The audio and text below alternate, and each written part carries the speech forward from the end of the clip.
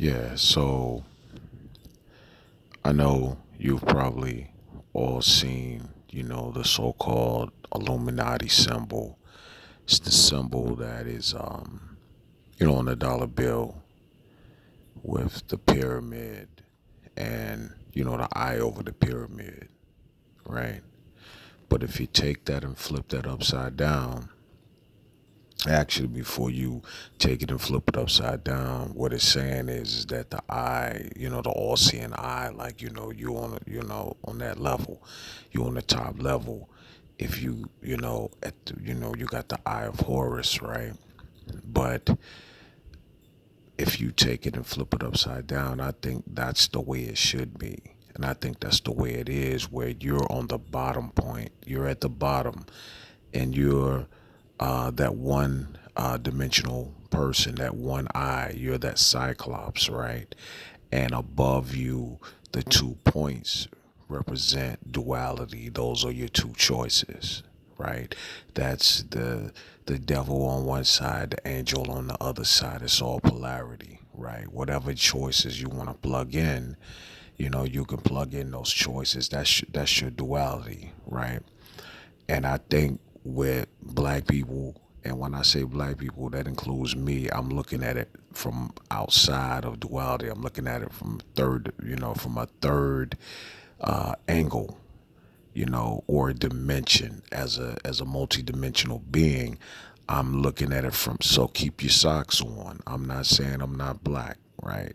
But I'm looking at it from the outside looking in. So with black people, if you plug black people into that formula that I just showed you, with the eye, with the inverted pyramid or triangle, with the eye at the bottom, at the top, the two choices that are out there right now for black people are justice and empowerment, right? Justice or empowerment. And right now, what black people are going through right now, you're choosing justice, right?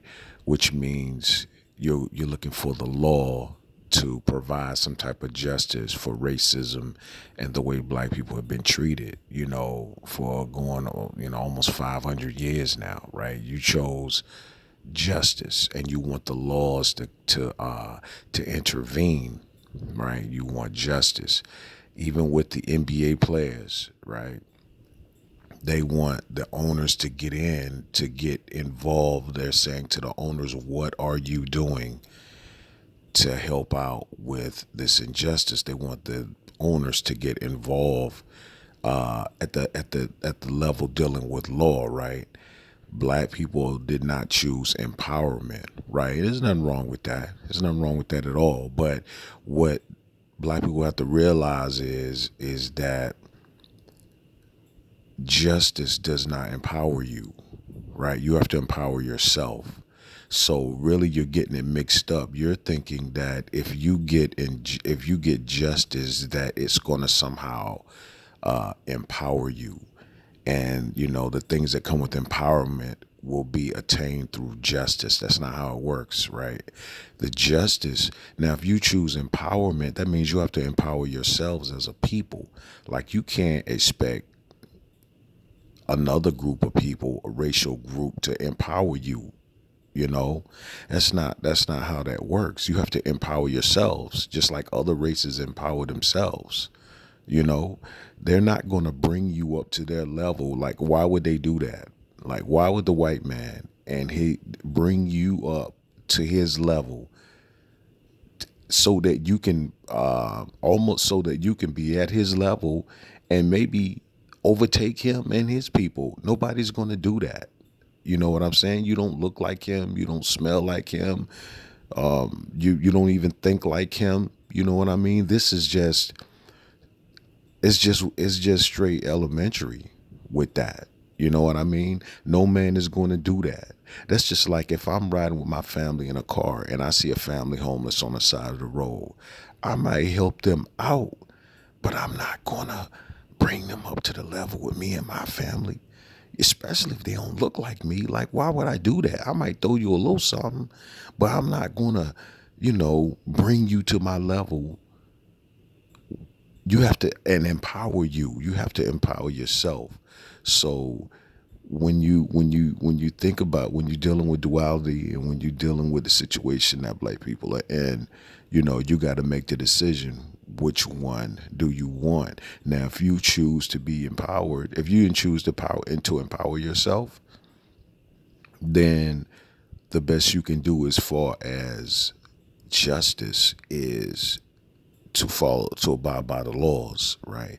If you and let the cards fall where they fall, right? You empower people, you empower yourself as a race, as a group. You bring yourself up, help one another, empower, love one another, empower each other, and come up as a race, and then abide by the laws, right?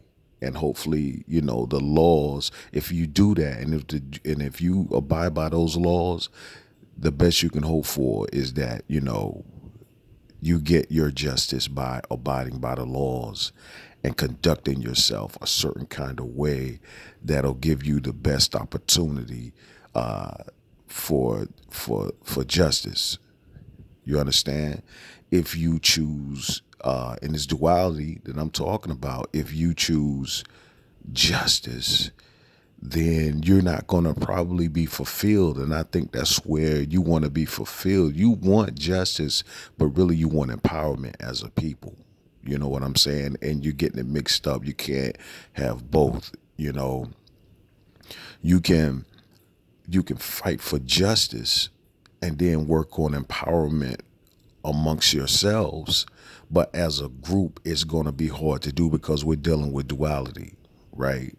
And it seems as though most of the races are looking more at empowerment of their people, right? They come together, they stay in the same neighborhoods, they help one another out, they support one another. They're looking more at empowerment more than justice as a people. That's why you don't see them in the news fighting for justice. That's I think that's something that black people chose from way back in the day. We were on the justice side because there have been injustices, great injustices done to us, right? And so is what the fight has been. But you're not empowered as a people. You know what I'm saying? You're not empowered as a people. And if you look at it, and if you look at, just look at history, none of the other races have been fighting for justice. They've been fighting for empowerment as a people. So that's one. I just wanted to use that example when it comes to duality, which is the world that we live in. You know, first, because you got one-dimensional people, like I said, one-dimensional people who think of themselves, right? That's what you really think of. Even though you as a group, a lot of people really, most of the people, and this doesn't have anything to do with color, it's most people are thinking of themselves. Me and my family. You're still thinking of yourself. Most people are one-dimensional people on this realm, this plane of existence that we're on, who are living in dualistic reality. You know, and like I said, that third level, what they call quote unquote three-dimensional, they are the ones who are outside of duality, right? That's in this same, still on the same plane, third dimensional plane, third realm, or whatever you want to call it. They're able to think outside the box, right? They're able to actually create the choices for you, right? They are perpetuating and pushing duality to you, whether you want to be, this, or because even if you have, say for instance, if you have 13 different types of ice cream, you go into the store, you're going to eventually narrow it down to two before you choose that one. You know what I'm saying? And three-dimensional people can see outside of that. They can see outside of ice cream. They can see outside of yes and no. They can see outside of analog and digital. They can see outside of soul and spirit. They can see outside of the sun and the moon, right? That's all duality, right? But it tops out. That's where it tops out at. Fourth dimensional people, like I said, they're going to pull from fifth and sixth, the next steps up, right? So, because it's in groups of three, right? First, second, and third, fourth, fifth, and sixth, six, seven, and eight. You know what I mean? So it's almost like moving to a different division, and fourth dimensional people can see a third dimensional realm. They can just see it from multiple angles, and you're dealing with extrasensory perception. You're starting to pull from higher realms. You're pulling from the fifth realm, and you're pulling from the sixth realm. You're starting to pull your perceptions and your vision, from higher up versus pulling it from down below.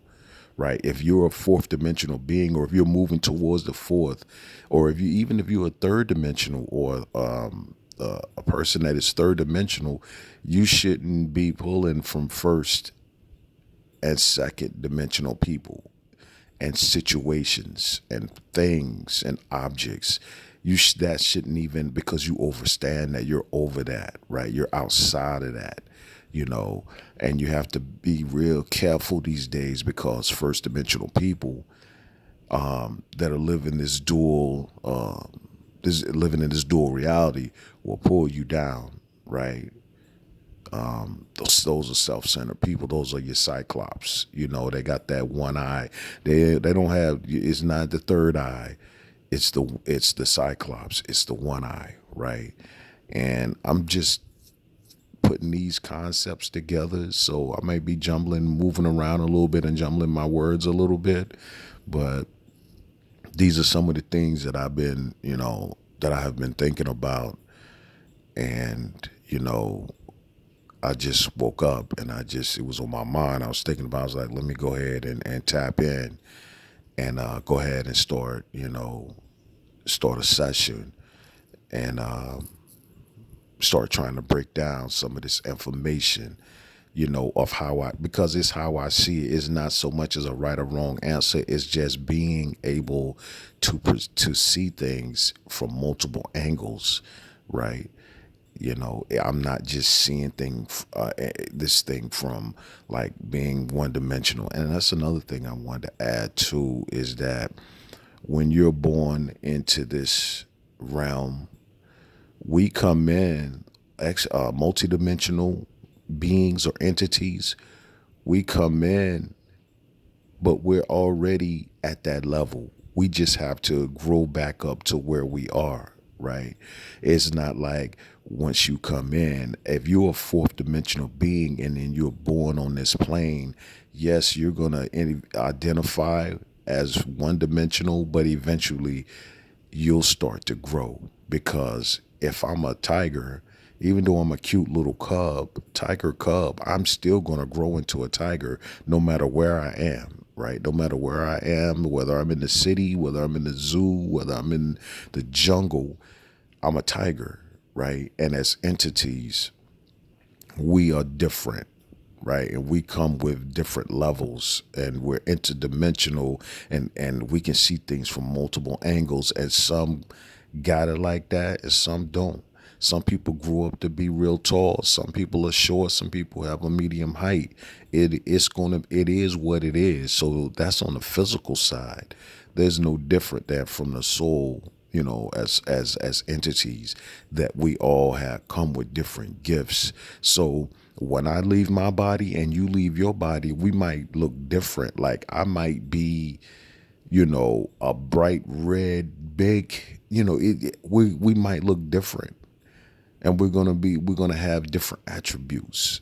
Everybody's not gonna be the same, whether they're in their physical or whether they're not in their physical. I could be just thought, You could be missed depending on what you inherit and who you are. I could be thought. I could be able to break myself down to where I'm moving around as thought. I'm not encased in a body. I'm not encased in some type of ghostly mist floating around. I'm just thought, and I can move around that way, and I can enter bodies that way. You know what I'm saying? You'll get to that. We'll get to that. Sooner or later we're gonna all see. See what it is. We're gonna see what it is sooner or later. But as you progress as a soul, you're gonna return back to whence you came, to who you really are. You know what I mean? And we're all different, man. So, that's all I wanted to say. Hopefully I didn't confuse anybody. Hopefully you were able to, move around with me on the subject. But yeah, I'm still working on that. Like I said, I think this is the way it's coming across. Not that I think or believe, but how it's coming across is we're on an inverted plane, right? And so anything you see, flip it upside down and see and try to analyze it from that, because you may be looking at it from the wrong angle, and it might be presented to you in the wrong angle. No matter what somebody tell you, flip it upside down. Flip yourself upside down. Flip your thoughts upside down just to make sure you getting from both sides. A lot of people can't do that because they're one dimensional, and they'll fight for that one dimension because they're thinking of themselves. Like you could tell, and I know because I've done it before, I could sit there and I could tell a person 1 + 1 is 2. And it's true, but they're not going to accept it no matter what you tell. And I know you have come across people like that. You have experienced that same situation where you're trying to tell somebody something, they're just not going to get it no matter what. And the reason why they're not going to get it is because they're one-dimensional people, and they can only see things from self, right? And even if they're wrong, they'll accept being wrong in order to protect themselves. You know what I'm saying? So yeah, that's it. I'm gonna go ahead and get off this horn. All right.